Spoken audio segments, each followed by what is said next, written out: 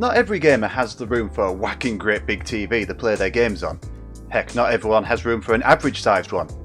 Maybe your bedroom is in the cupboard under the stairs, or maybe you're a student living in dorms, because we all know how stupidly small they are. Regardless of what your situation might be, you might be tempted by one of those newfangled portable monitors that have been flooding online retailers at the moment. They sound like they would do the trick. They've got all the necessary inputs, bright and razor sharp display, they take up little room when set up and even less when stored away. And just look how cheap they are. For what they're promising, it just seems too good to be true, doesn't it? So how good are these for gaming? Well, I picked up one of the cheapest models and I hooked it up to every single console that I could in order to see how well it performed. Hello fellow gamers, and we're trying out 20 consoles on this monitor. Is it any good?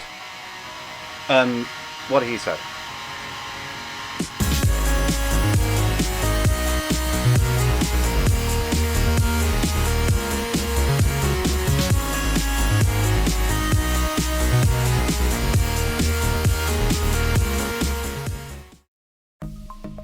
What first brought my attention to these portable monitors was a video that my good friend Techmoan did on one a few weeks ago.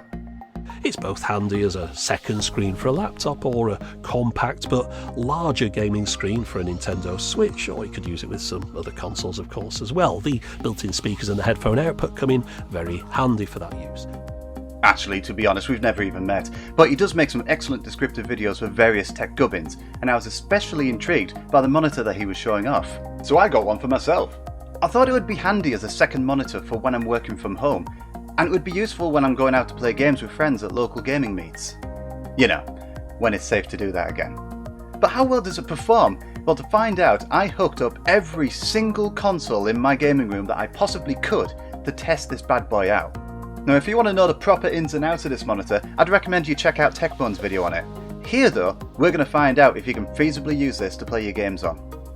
Now, out of all of the consoles I have set up, all but 4 of them have their pictures sent to the TV via HDMI in one way, shape or form. So we'll be testing 20 consoles in all. Chances are, if you're a console gamer, you're going to have at least one of these. Now that is a lot of consoles, so we're going to simplify this. I've gone ahead and ranked them all from the worst performing all the way to the very best at the end. Now you would think that because every console is connecting via HDMI that the results are going to be more or less the same. So let's find out how they all did. Well, first of all, let's start off with the F ranking. That's always the most fun, isn't it? These are all the consoles that simply would not work with this display. And those were the Dreamcast, the GameCube, and the Wii. It seems like no matter what I tried to do, every one of them had some screwed up picture whenever I try and play games on them. It was just impossible. I suspect the monitor just didn't like the refresh rate that was coming from these consoles. Now sadly, there isn't an option in this monitor to change the refresh rate.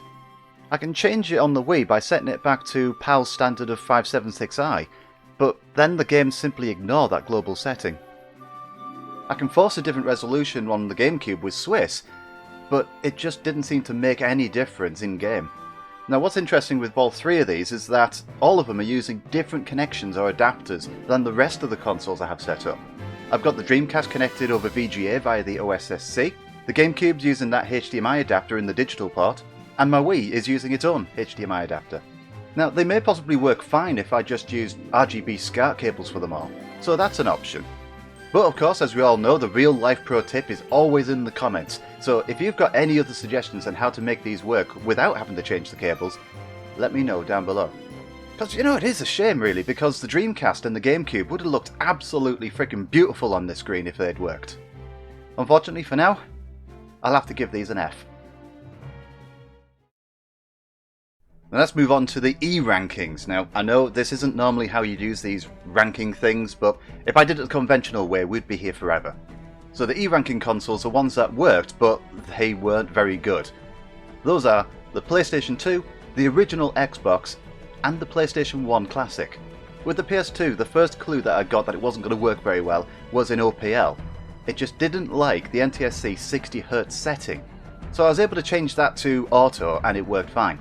But beyond there, it was just simply a mixed bag with the games because not all of them support 16:9 widescreen.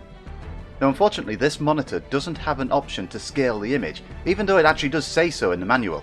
Now the biggest issue here is the OSSC's bobbed interlace. On this monitor, it did cause quite severe image retention, even just left on one screen for a few minutes. I didn't get any of this on film unfortunately at the time, but it did persist for a short while after turning off the PS2. It was around about 15 minutes. I could try again to get it on film, but I didn't want to risk it. Otherwise, if you're fine with playing with a bit of a stretched image on some games, or playing everything in 50Hz in the UK, it works. I'm not sure how well it would work with an NTSC PS2 though, where everything's 60Hz. And I've got to be honest, when using a compatible game, one that's widescreen and 50Hz, the picture is quite clean and it runs a little smoother than the TV. But again, it's going to be a bit hit and miss with the games, and if you're using the OSSC's bobbed interlace, you're likely to end up with some bad results. Now with the Xbox, this is here because I couldn't find really many games that would work with this monitor, otherwise I'd get the same issue as I'd get with the Dreamcast and the GameCube and so on. But one game that did work was Halo, but again the results were not brilliant. I mean, it looked okay, possibly a bit sharper than the TV because of its smaller size, but otherwise it just gets the same result as the F-tier consoles. Now when it comes to the PlayStation 1 Classic, this monitor does not help it. Now this is not a fault of the display, it looks exactly the same on the TV. A horrible, blurry mess. And essentially, all of these are getting an E ranking from me because it just wasn't a fun experience at all. Okay, next we've got the D rank consoles. These are the ones where they worked but the image was quite soft, or you'd have to jump through hoops to get a better picture. The consoles in this ranking are the SNES, the Mega Drive, and the PlayStation TV. Now the SNES on its own, yes, it worked, you get a picture, you're able to play on it just fine, but everything appeared very soft, despite even using an RGB cable and the OSSC. I mean, the image is sharp enough I guess, but it definitely seems softer than it is on the TV. Now the Mega Drive performs a little better, though the colours aren't quite as vibrant, and the edges again here appear kind of soft as well. I wasn't sure why that is, but I took a photograph up close, and it revealed something like a single pixel shadow across everything. I'm not sure what that's about, but maybe I'd need to do a tweak on the OSSC, who knows. The PlayStation TV gets a D rating as well. I mean, yes, you can plug it in, it works fine, but the PlayStation TV poorly upscales everything to 720p, so everything is very soft. And to be fair, in order to really get any proper use out of a PlayStation TV, you're really going to need to soft mod it. That's because there are a lot of games that are blacklisted, like Wipeout 2048 and Little Big Planet that I'm showing here. And in order to play the games in their native resolution so everything looks a lot sharper, you'd have to soft mod it for that as well. Now in order to get the most out of this kind of setup, you're going to need to go through that trouble. Now though it can actually be easily done, like I have done here, but having to do that is likely to put a few people off. It works, but you have to put in the work to get a decent experience out of it. Okay, the C rankings now. These are the consoles that just simply worked. There was nothing particularly special about them. These were the Xbox 360 and the NES Classic. Now both these consoles, they just simply worked out of the box. You could happily play these consoles on this monitor. It just wasn't mind-blowing. The 360's image as a whole is a little bit on the soft side, but I think that's because its main interface is 720p and I think most of its games are 720 as well. It works just fine though, no real issues. The colours compared to the TV, they appear a little muted, but the level of detail is good. Now the NES Classic, that works just fine too, there's nothing really to report. Games run as expected, no hiccups, picture is half decent. Both of these were really what I was expecting, and they didn't really blow my mind, so these sit in the middle at the C rating. Okay, now we're on to the B ranked consoles. These are the ones that performed very well. These are the PlayStation 3, the Wii U, the SNES Classic, and the Mega Drive Mini. All of these consoles surprised me as they all looked really good on this monitor. The PS3 and the Wii U in particular. The PS3's cross-media bar menus look very clear and sharp, and they move so silkily smooth across the screen. Full 1080p games like Gran Turismo 5 look really solid as well. Very sharp, very colourful. Though with this one I did notice some horizontal tearing from time to time, but I was seeing that on the TV as well, so that's just likely down to the game. And with the PS3 I definitely noticed a slightly faster response time as well. I mean, it's expected, I suppose, it's a monitor. Now it's not even just the 1080p games, even 720p titles like Killzone 3 look great on this monitor. It scaled up really nicely onto the screen, it was a very clear image. There are absolutely no problems with Smash Brothers, which is one of the few 1080p 60 frames per second Wii U titles. It just looks excellent, and it would be great to try and play 8-player Smash on this with others. Now the SNES Classic and the Mega Drive Mini, they were quite surprising as well. The results from these were just rock solid. Now that's quite in contrast to their original counterparts over RGB with this thing. Both these classic systems, they look very clear, very sharp, and the games just look perfect and had no graphical glitches. I would say actually these micro consoles pair up really well with this monitor.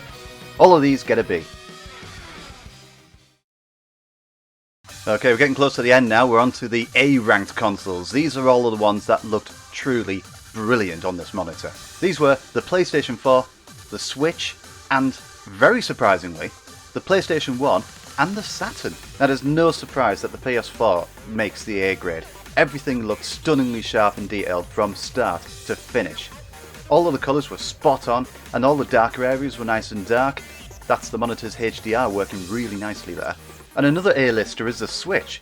Every Switch game that I played through this looked absolutely brilliant. Pokémon Sword and Shield, for example, that was really lovely and sharp, and the colours really popped. All of the Pokémon in battle looked so much better on here than on the TV and on the Switch's own screen, of course. Now that might change when the OLED model comes out, who knows. And Smash Bros. Ultimate was just beyond perfect, very sharp, very smooth. It looked absolutely terrific. Again, 8-player Smash would be really fun to try out on this. Now something that's unique with the Switch as well is you don't even need a dock to use this monitor. If you use a powerful enough power supply, like say the one that comes with the Switch, you can connect it up directly to the monitor and it behaves like it's docked. Very convenient. Now the rest of these entries are really surprising. The PlayStation 1 looked really damn good, really sharp and crisp, and the colours were spot on. There wasn't a single game that I threw at this that looked less than stunning. While it's true that the SNES and Mega Drive Classics look better on here than their original counterparts, isn't it a bit weird that it's entirely the opposite with the PS1? And another surprise entry is the Saturn. Now since I got the RGB cable for it a few weeks ago and started using it by the OSSC, it's gone from one of my systems with the worst picture to one with one of the very best. Every game looked absolutely glorious on this, exceedingly sharp, colourful and responsive. Even sprite scaling on 2D games looked really sweet too, like what you can see in Clockwork Knight here. I was absolutely amazed by this, and since it looks so sharp it could have even been emulated. This also gets an A grade. Okay, here we go. The S ranking. The outstanding one. Now there was only one console out of all the ones that I could try in the gaming room that was head and shoulders above the rest, and that was my Xbox One S. The picture from every game I played looked absolutely stunning. Games like Forza Horizon 4 looked beautiful. The colour range was fantastic, and especially when racing in the dark, I was absolutely gobsmacked at the quality. It must be the HDR that the Xbox One S is offering. I think it is performing better than the HDR on the PS4. Now it really is a shame that this video is likely not going to be able to portray just how fantastically good this looks. But believe me when I say, the Xbox One here was king.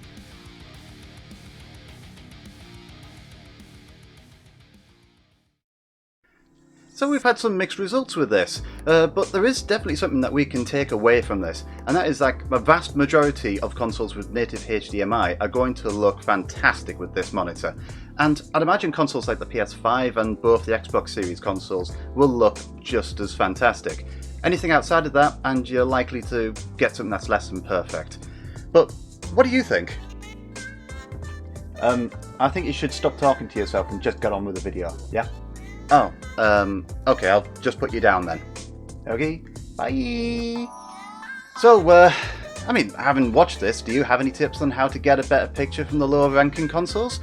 Leave your life pro tips down below. And, you know, there's always that subscribe button down there too if you want to see more of my vids. Anyway, I'm going to sign off now. Please leave a like if you like the video, and I'll catch you all next time.